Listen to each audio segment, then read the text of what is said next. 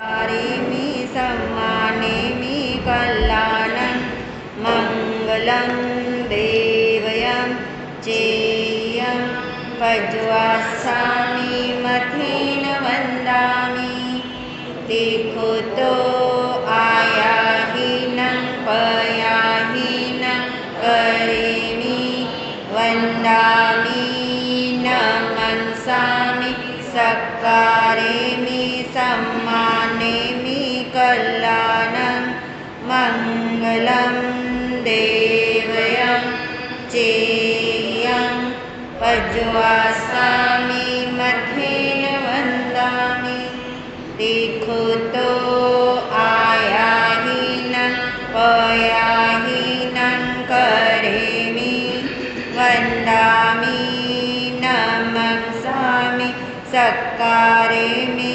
सम्मानेमि कल्याणं देवयं चेयं पज्वास्सामि मथेन नमो अरिहन्ताणं नमो सिद्धाणं नमो आयर्याणं नमो उवचायाणं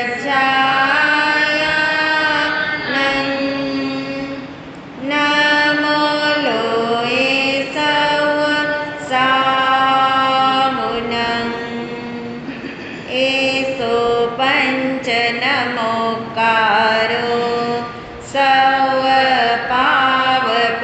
सवपावपनासनो मङ्गलानं च सर्वेसिं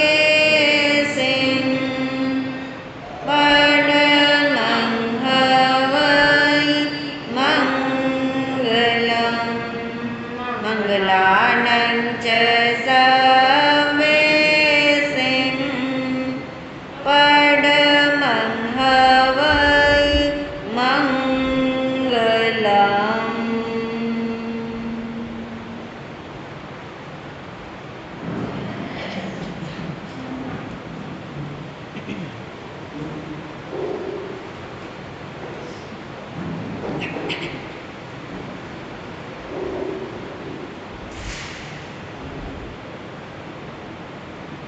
आत्मस्वरूप को ध्याने हेतु आँखें बंद करें।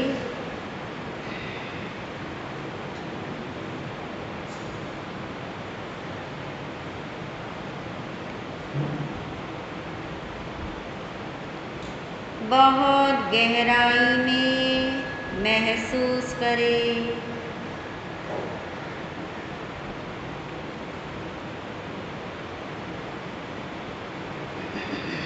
अपने होने का अनुभव करें।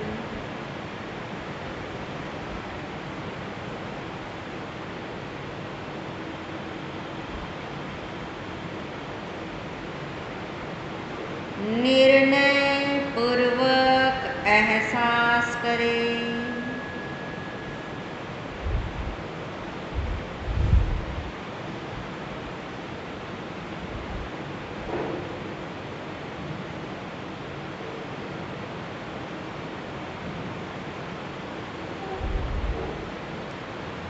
मैं आत्मा हूँ।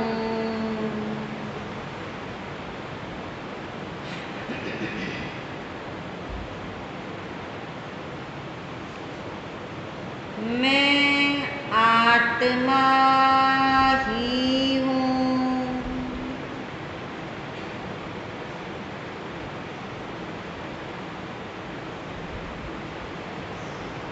आत्मा के अलावा अन्य कुछ भी मैं नहीं हूँ।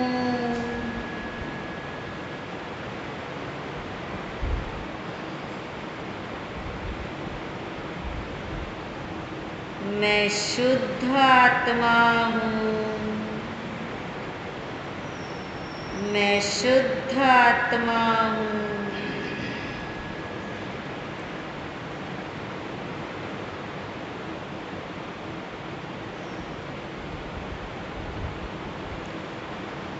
सारा संसार असार है।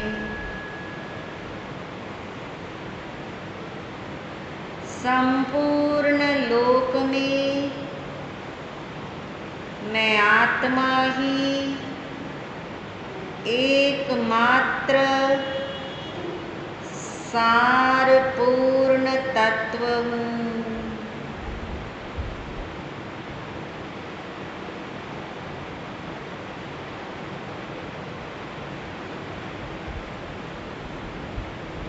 शेष सब असार है,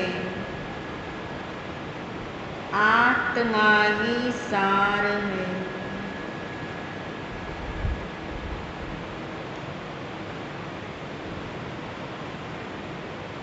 सभी आत्मा शुद्ध आत्मा है।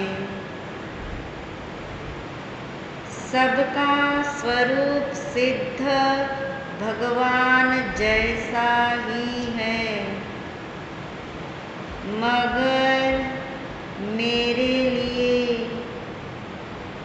मेरा ही स्वरूप सार पूर्ण है, उपादेय है, क्योंकि मेरा कार्य मुझसे ही होगा।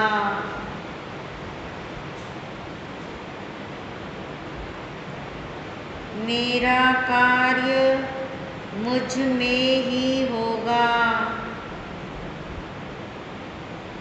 इसलिए मैं सदा ही अपने लिए हूँ, अपने कारण हूँ। मैं आत्मा पर के कारण नहीं हूँ।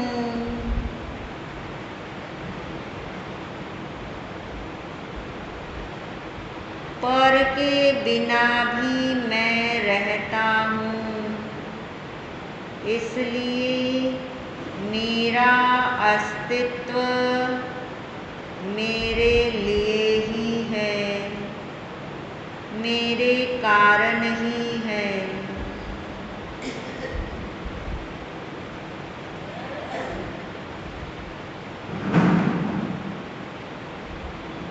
ऐसा निराला मेरा स्वरूप है,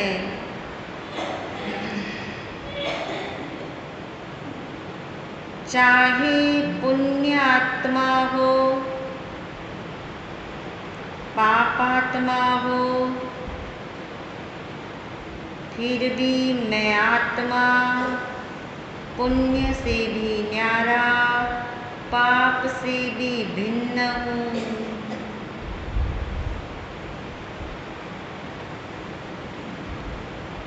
क्योंकि मेरे स्वरूप में किसी का भी प्रवेश नहीं है।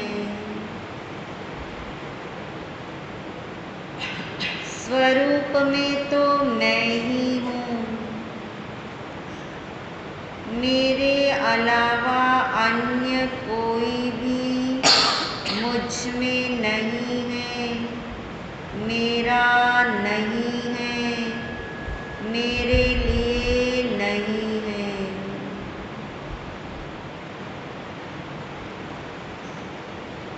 इसलिए ये सारा जगत है,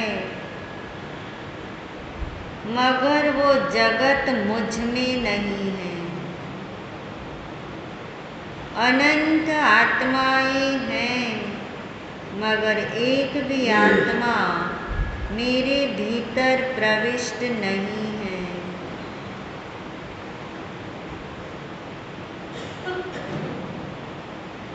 मैं ही मेरे लिए हूँ। मेरा सारा कार्य मुझसे ही होता है। अन्य कोई भी मेरा कार्य करने में सक्षम नहीं।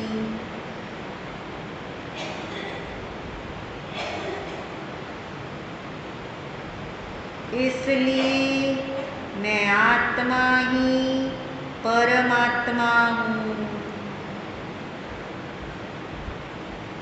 क्योंकि मैं शुद्ध आत्मा हूँ। मैं त्रिकाल शुद्ध हूँ।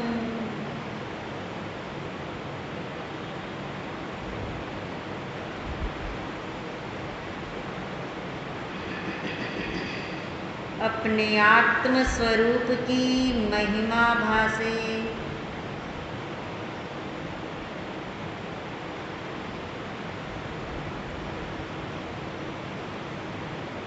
अनादि अनंत काल से जिस स्वरूप को नहीं जाना, नहीं माना,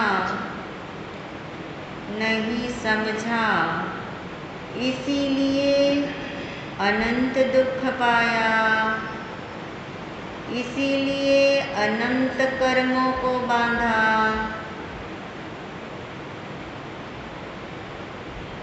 अब आत्म दृष्टि जागे, स्वरूप की महिमा भासे, अपनी असली पहचान पक्का करे।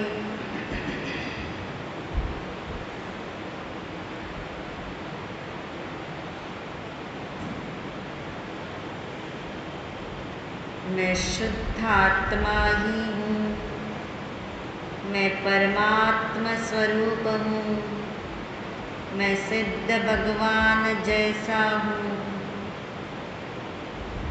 मैं ही मेरे लिए हूँ। सब कुछ मुझ में ही है, सब कुछ मुझसे ही है। इस भाव से अपने को बारंबार भावित करें।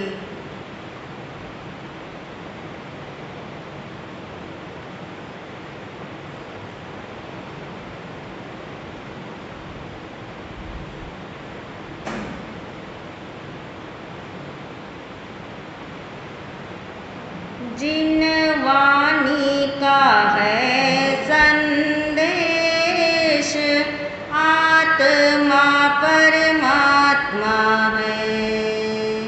जिन वाणी का है संदेश, आत्मा परमात्मा है। मेरे लिए मैं ही हूँ, मेरे लिए मैं ही हूँ, मैं ही परमात्मा हूँ। मेरे लिए मैं ही हूँ, मैं ही परमात्मा हूँ, मैं ही परमात्मा हूँ, मैं ही परमात्मा हूँ। मैं हूँ आत्मा, शुद्ध आत्मा, शुद्ध आत्मा को नमन। मैं हूँ आत्मा, शुद्ध आत्मा, शुद्ध आत्मा की शरण। गुरु वंदना, गुरु वंदना, गुरु वंदना बारंबार। गुरु वंदना, गुरु वंदना, गुरु वंदना बारंबार। प्रसन्नता के साथ आंखें खोल सकते हैं। परम श्रद्धेय परम उपकारी महाराज श्री के चरणों में अनंत वंदन नमन। सभी शुद्ध आत्माओं को अनंत वंदन नमन। को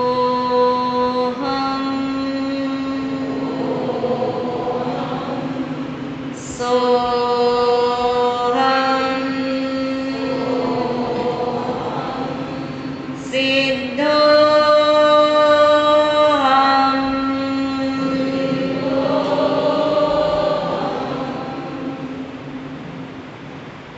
मैं सिद्ध भगवान जैसा ही शुद्ध आत्मा हूँ। अपने को शुद्ध आत्मा मानने से क्या होने वाला है? अपने को शुद्ध आत्मा मानो तो क्या होगा? आत्मा का हित अपने को शुद्ध आत्मा मानने में है। तो अपने को शुद्ध आत्मा मानेंगे तो क्या होगा? अपना हित होगा, आत्मा का हित होगा, आत्मा का कल्याण होगा। यदि हम इस बात को, इस लाइन को विपरीत कर देते हैं, उल्टा देते हैं, कौन सी लाइन को? आत्मा का हित आत्मा को क्या मानने में है? शुद्ध आत्मा मानने में है। यदि हम इसको विपरीत कर देते, उल्टा कर देते हैं, तो क्या सेंटेंस बनेगा? आत्मा का अहित, हित लिया ना हमने, इधर क्या लेंगे? अहित। आत्मा का अहित अपने को क्या मानने में है? अहित। उल्टा कर रहे ना। आत्मा का हित अपने को शुद्ध आत्मा मानने में है, तो आत्मा का अहित, आत्मा का बुरा नहीं बोल रहे। एक शब्द बुरा है, एक शब्द अच्छा है, एक शब्द हित है। हित यानी कल्याण, और अच्छा यानी शुभ, बुरा यानी अशुभ। तो शब्द क्या है? आत्मा का हित। तो आत्मा का हित यानी अच्छा बुरा नहीं। अच्छा बुरा क्यों नहीं? क्योंकि आज जो बुरा है वो कल क्या हो जाएगा? अच्छा। आज जो अच्छा है वो कल बुरा हो सकता है। इसलिए शब्द क्या दिया? हित, आत्मा का कल्याण। एक बार आत्मा का कल्याण हो जाए, एक बार आत्मा सिद्धालय में चले जाए, फिर अच्छा बुरा तो वैसे ही खत्म हो गया।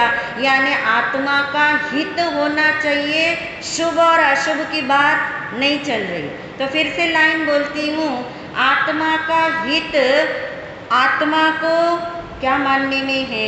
शुद्ध आत्मा। फिर इसका उल्टा करते तो क्या आएगा? विपरीत वाक्य क्या बनेगा? आत्मा का अहित। आत्मा का अहित आत्मा को क्या मानने में है? शरीर मानने में है, और रागी द्वेषी मानने में है, और कर्म से बंधा हुआ मानने में है। समझ आ रही है बात? आत्मा का अहित, अच्छा बुरा नहीं, अहित। अहित यानी अकल्याण, कभी भी कल्याण नहीं होगा। क्या मानने से? अपने को कर्म से बंधा हुआ मानेंगे, कर्म वाला मानेंगे, तो कभी भी आत्मा का क्या नहीं होगा? कल्याण नहीं होगा। अब सोचो, आत्मा तो कर्म से बंधा तो है ही है, कर्म तो है ही है, कर्म है, आत्मा कर्म से बंधा हुआ है।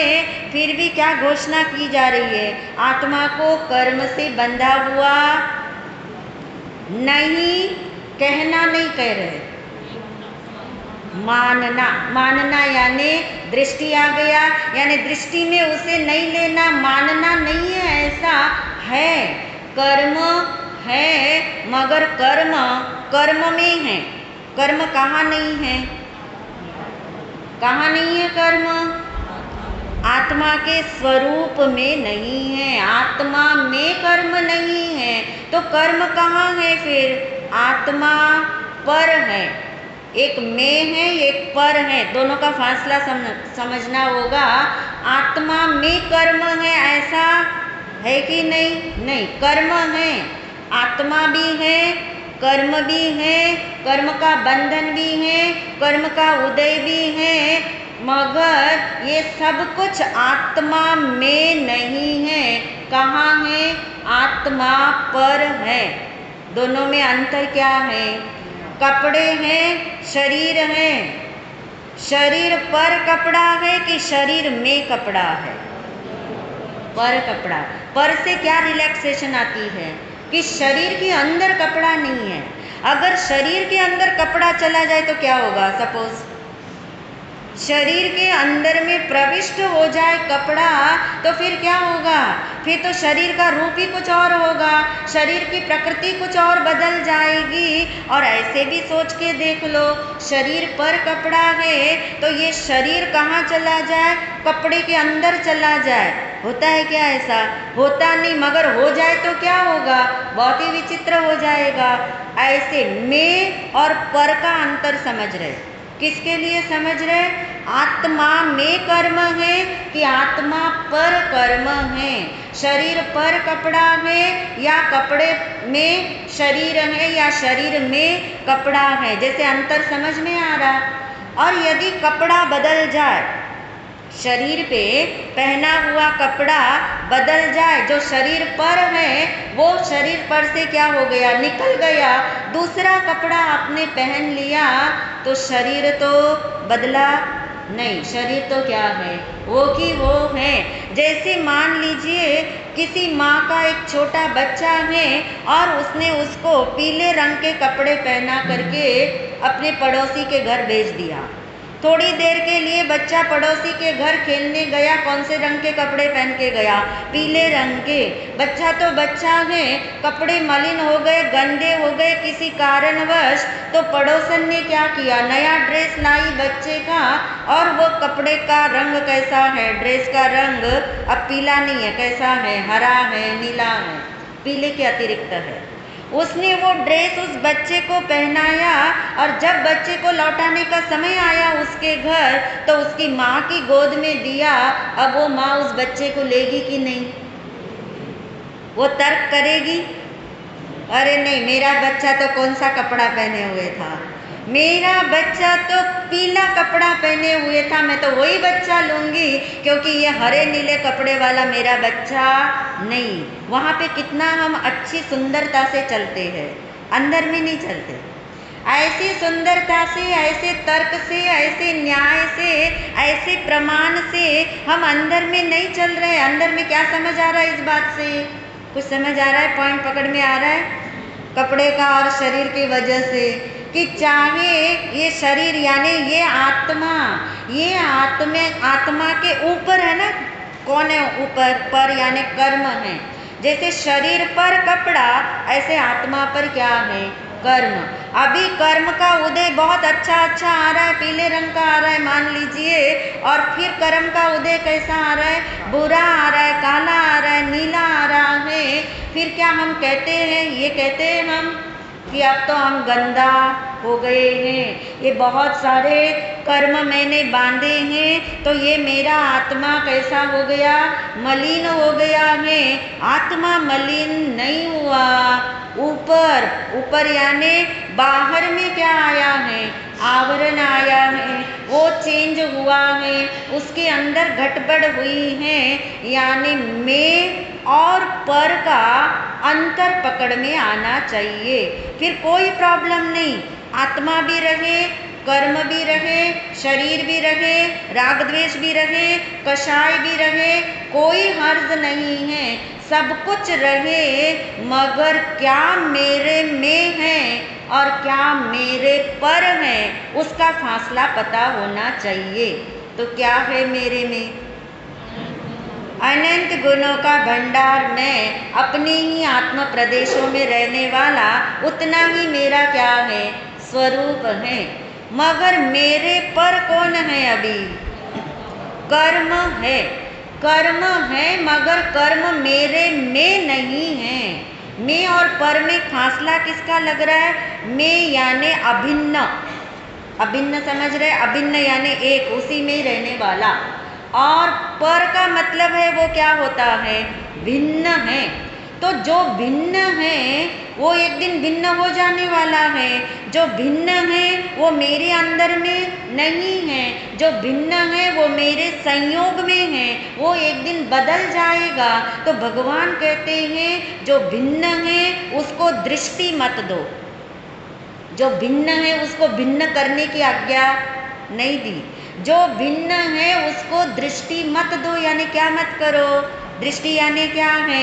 मानने से संबंधित है ना। मानना यानी अपनापन करने से संबंधित है। कर्म है वो संयोग में है, वो संयोग में रहे मगर संयोग दृष्टि ना रहे। शरीर पर कपड़े रहे मगर दृष्टि किसके ऊपर ना रहे? कपड़ों पर ना रहे, क्योंकि कपड़े क्या होने वाले एक दिन भिन्न हो जाएंगे, क्योंकि वो क्या है?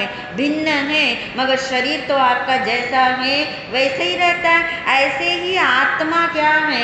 आत्मा सदा ही शुद्ध है। आत्मा में कर्म नहीं है। कहाँ है?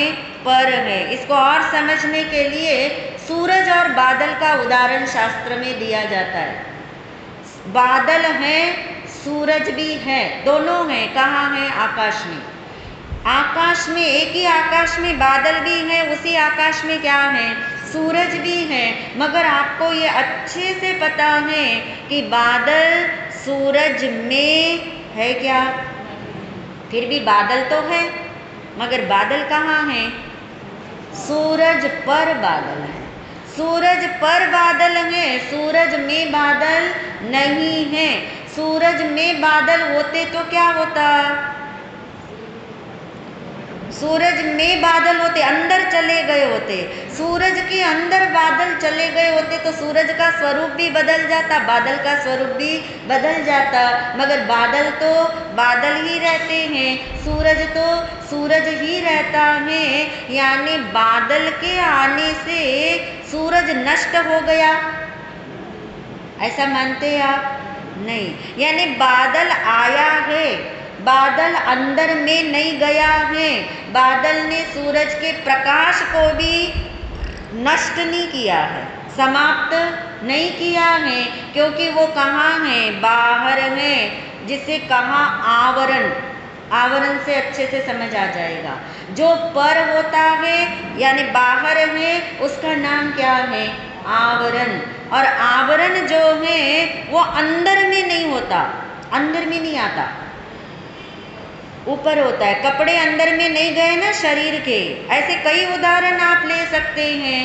हीरे को ले लीजिए। हीरा जो कीचड़ में पड़ा है तो कीचड़ उसके ऊपर लगा कि कीचड़ उसके अंदर गया? ऊपर है। ये आपको भरोसा है, तभी आप कीचड़ में से भी हीरा क्या कर लेते हो? उठा लेते हो। क्या मान के आपने उठाया? कीचड़ मान के उठाया कि हीरा मान के उठाया? कर्मों के कीचड़ में कौन है? ये हीरा शुद्ध आत्मा है। अगर आपकी दृष्टि कीचड़ कीचड़ पे लगी रहेगी तो आप कभी भी हीरे को नहीं देख पाओगे। कीचड़ में रहा हुआ हीरा नहीं दिखेगा तो आप उस हीरे को कभी भी उठा नहीं पाओगे। मगर आप कीचड़ समेत हीरा उठा के घर में ले आते हो, आपको कीचड़ दिख रहा है कि हीरा दिख रहा है? हालांकि कीचड़ है ना, कीचड़ है, कीचड़ से कोई डिनाई नहीं। कीचड़ यानी कर्म, कर्म है। मगर आपको दिखाई क्या दे रहा है? शुद्ध आत्मा दिखाई देता हो तो वो कीचड़ आपके लिए बाधक भी नहीं बना। हाँ, इतना अवश्य है कि कीचड़ वाला हीरा आप गले में नहीं पहनते, मगर उसको फेंकते नहीं है ना कीचड़ वाले हीरे को।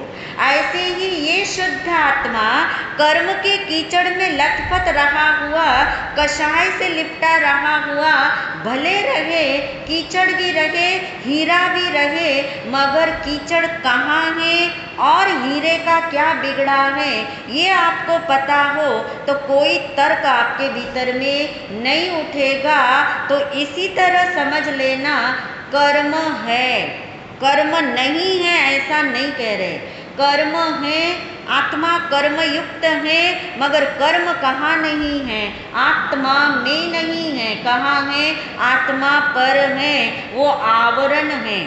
और याद रखना, जो भी आवरण होता है उसकी 4 विशेषताएं हैं। आवरण समझ रहे हैं ना?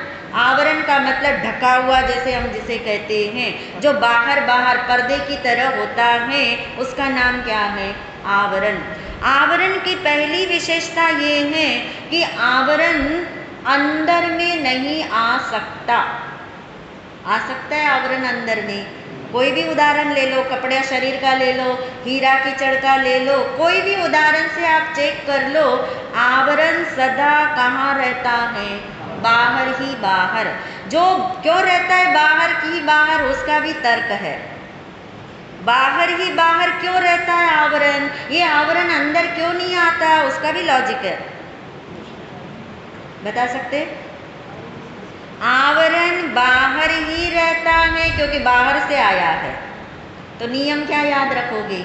जो बाहर से आता है वो बाहर ही रहता है। ये शरीर के ऊपर कपड़ा शरीर के अंदर से थोड़ी ना आया है। कहाँ से आया? बाहर से आया। तो ये कहाँ रहेगा? बाहर ही रहेगा। ये आवरण की खूबी है, ये विशेषता है। कर्म आवरण के रूप में है। कर्म बाहर से आए, आत्मा के अंदर से थोड़ी आए हैं। कहाँ से आए? बाहर से आए हैं। तो आवरण की पहली विशेषता याद रख ली आपने। आवरण कहाँ है? बाहर है। आवरण कभी भी कहाँ नहीं आता? अंदर में नहीं आता। नियम क्या है? जो बाहर से आता है वो बाहर ही रहता है। इसके वाइस वर्सा बताओगे क्या है? जो अंदर में है वो सदा कहाँ रहता है? अंदर। कौन है अंदर? कौन है अंदर? अंदर आत्मा। आत्मा यानी अनंत गुणों का घनपिंड। इसलिए आत्मा के अनंत गुण आत्मा से बिछुड़ करके कभी भी बाहर में बिखर नहीं जाते। घनपिंड है वो। जो अंदर है वो अंदर ही रहता है। जो स्वरूप में है वो स्वरूप में ही रहता है। वो कभी भी स्वरूप से बाहर नहीं जाता। और जो बाहर से आया है वो सदा काल के लिए बाहर ही रहता है। पहली विशेषता याद रख ली आपने और घटा लिया आत्मा के साथ उसे। कर्म आवरण है। कर्म बाहर से आए, कार्मन वर्गना है ना, तो ये बाहर ही है। कर्म बाहर से आए हैं, वे बाहर ही रहेंगे। ये निर्णय पक्का करोगे तो आपकी दृष्टि कर्म से हटेगी और कहाँ आएगी? आत्मा की तरफ। जब तक आत्मा की तरफ दृष्टि नहीं आ सकती, क्यों नहीं आ सकती? हम अटके पड़े किसके अंदर? कर्म में, कर्म के उदय में, संयोग में, राग द्वेष में, कषाय में। और जैसे ये पता लगे कि ये आवरण है, अब आवरण बोलती पहली पिक्चर आपने पकड़ ली। आवरण यानी अंदर नहीं है, वे है, उनकी सत्ता है। ये नहीं बोलना मैं कर्म से रहित हूँ, वो तो गड़बड़ हो जाएगी। कर्म युक्त हूँ, कर्म के संयोग में हूँ, कर्म है मगर मेरे अंदर में नहीं है। बाहर से आए वे बाहर ही रहेंगे, वे मेरे अंदर में 3 काल में भी नहीं आएंगे। नंबर 2, किसकी विशेषता समझ रहे हैं? क्यों समझ रहे हैं? क्योंकि कर्म आवरण रूप है, वो मेरे अंदर आए नहीं। किस लिए हम कर्म पे इतना जोर दे रहे? क्योंकि आज तक हमने जोर किस पे दिया है? कर्म पे। अब नहीं देना कर्म पे जोर, इसके लिए समझ रहे। जो हमारी दृष्टि यानी मान्यता, अभिप्राय, जो हमारा बिलीफ सिस्टम है वो अनादिकाल से आज तक भी किससे जुड़ा रहता है? कर्मों से। किसी न किसी रूप में हम कर्म से ही जुड़े रहते हैं। और भगवान कहते तेरा बहुत बड़ा नुकसान हो रहा है। कौन सा नुकसान हो रहा है? पहले नुकसान तो पता लगे अपना। अपना नुकसान ही नहीं पता लगेगा तो आपके अंदर जागृति नहीं आएगी। जब तक आपको आपकी फैक्ट्री के अंदर क्या नुकसान हो रहा है ये पता नहीं लगेगा तो आप तो सोते ही रहोगे, जागृत हो ही नहीं पाओगे। क्या नुकसान हो रहा है अनादिकाल से? आत्मदृष्टि नहीं हो पा रही, अपने से अपनापन नहीं हो पा रहा, मैं शुद्ध आत्मा हूँ ये मानने में नहीं आ रहा, सम्यक दर्शन नहीं हो रहा, तो फिर मोक्ष और केवल ज्ञान आदि कहाँ से होंगे? इसलिए ये समझना नंबर 1 पे ज़रूरी है। कर्म है, आत्मा है, हीरा भी है, कीचड़ भी है, शरीर भी है, कपड़ा भी है, मगर शरीर में कपड़ा नहीं, हीरे में कीचड़ नहीं। ऐसे ही क्या निर्णय किया आपने? कर्म है मगर कर्म आत्मा के स्वरूप में नहीं है। इससे बहुत बड़ा रिलैक्स आएगा आपको। कौन सा वाला रिलैक्स? दृष्टि बदलने के लिए। दृष्टि हटाने के लिए, मान्यता चेंज करने के लिए, क्रिया बदलने के लिए नहीं। क्रिया तो बदलेगी ही नहीं, बदल भी जाए तो हटेगी नहीं, भाव भी बदल भी जाए तो टिकेंगे नहीं। हमें जोर किस पे देना है? अभिप्राय पे, मान्यता पे। इसलिए भगवान ने जो सम्यक दर्शन धर्म का मूल बताया और जो मिथ्या दर्शन पाप का मूल बताया, जहाँ क्रिया और भाव को तो लिया ही नहीं, क्योंकि क्रिया और भाव तो कर्म के साथ चल रहे, आत्मा के साथ नहीं चल रहे। शुभ अशुभ भाव कर्म की वजह से, शुभ अशुभ क्रियाएं कर्म की वजह से, मगर स्वतंत्रता किसके अंदर है? मान्यता में है, बिलीफ सिस्टम में है। वहाँ आपकी रुचि काम करती है, वहाँ आप निर्णय कर सकते, चॉइस मिलती है आपको। वहाँ आपको चॉइस मिलती, इधर जाना कि इधर जाना, वो निर्णय आप कर सकते हो। इसलिए हमें जानना है कर्म का आवरण है, मगर स्वरूप में नहीं। कहाँ है? बाहर है। नंबर 2, जो आवरण होता है वो आवरण एक दिन उसका निवारण हो सकता है। आवरण का एक दिन निवारण यानी उपाय हो सकता है। निवारण यानी उपाय। जैसे आप कहते हैं ना, बीमारी तो आई है मुझे बहुत बड़ी, मगर डॉक्टर ने कहा बीमारी का निवारण हो सकता है। निवारण यानी उपाय हो सकता है, कोई प्रोसेस हो सकता है जिससे बीमारी सदाकाल नहीं रहेगी। तब कितना रिलैक्स मिलता है हमें, उतना रिलैक्स अभी इसके लिए नहीं मिला, क्योंकि बीमारी मानने में ही नहीं आ रही हमें। कौन सी बीमारी? कर्म को बीमारी की तरह तो हम मानते नहीं, क्योंकि सारा टाइम क्या करते हैं? कर्म। चाहे अशुभ नहीं करते इसलिए रिलैक्स रखते हैं, मगर सारा टाइम कौन से कर्म चल रहे? शुभ कर्म। वो बीमारी के रूप में कभी लगे ही नहीं। यदि वो बीमारी के रूप में लगे तो रिलैक्स आएगा कि कर्म बीमारी अनादिकाल की है, मगर वो आवरण रूप होने से उसका क्या है? निवारण है। निवारण यानी उपाय है, और उपाय कुछ करने वाला उपाय नहीं है यहाँ पे। वहाँ तो डॉक्टर उपाय कराते हैं, औषधि लेनी पड़ेगी, पथ्य पालन करना पड़ेगा, रेस्ट करना पड़ेगा। यहाँ ऐसे उपाय नहीं है, बहुत इजी उपाय है। क्या उपाय है? सिर्फ भिन्न मानना है। किसको? उन कर्मों को, कि ये कर्म आवरण में है, बाहर है, ऊपर है, अंदर में नहीं है। जो मेरे से भिन्न है वो एक दिन मेरे से क्या हो जाने वाला है? भिन्न हो जाने वाला है। यही उसका निवारण है। और ये मेरे से भिन्न है तो फिर मेरे से अभिन्न क्या है? मेरा स्वरूप मुझसे अभिन्न है। दोनों चीजें जब एक साथ मानने में आएगी कि मैं शुद्ध आत्मा अपने स्वरूप से अभिन्न हूँ और कर्म से सदा ही भिन्न हूँ। सदा यानी कर्म रहे तो भी मैं कर्म से भिन्न हूँ। कर्म उदय में रहे, बंध में रहे, सत्ता में रहे, अनादिकाल से रहे, तो भी मैं आत्मा कर्म से क्या हूँ? भिन्न हूँ। यदि मैं कर्म से सदा के लिए भिन्न हो गया तब तो मैं कर्म से रहित हो जाऊंगा। यानी निर्णय क्या हुआ? जो अपने को कर्म से भिन्न मानेगा वो एक दिन कर्म से क्या हो जाएगा? रहित। यानी जो अपने को शुद्ध आत्मा मानेगा उसका क्या होगा? एक दिन हित होगा, कल्याण होगा। तो दूसरा पॉइंट समझ में आ गया आवरण का, कि आवरण का क्या है? निवारण है। तीसरा पॉइंट और भी डीप है। जैसे बादल और सूरज से लोगे तो दूसरा पॉइंट क्लियर हो गया कि बादल है, सूरज है, बादल का आवरण सूरज पे है पर सदाकाल नहीं रहेगा, उसका निवारण हो जाएगा। सूरज करेगा उसका निवारण कि बादल करेगा? कौन करेगा निवारण? आपको पता है बादल कैसे छंटते हैं?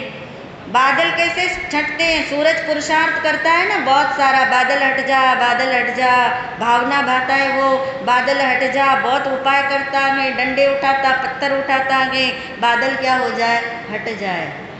क्या कैसे हटते बादल? सूरज नहीं हटाता बादल को, बादल भी नहीं हटाते बादल को। बादल भी बादल को नहीं हटाते हैं, फिर भी बादल तो हट जाते हैं, क्योंकि बादल बाहर से आए हैं, सूरज के अंदर से नहीं आए हैं। बादल बाहर ही हैं। बादल किसी संयोग से आए हैं। हवा के संयोग से बादल क्या हो जाते हैं? बिखर जाते हैं। हवा किसने चलाई? सूरज ने नहीं चलाई। सूरज ने हवा नहीं चलाई, बादल ने हवा नहीं चलाई, हवा चली।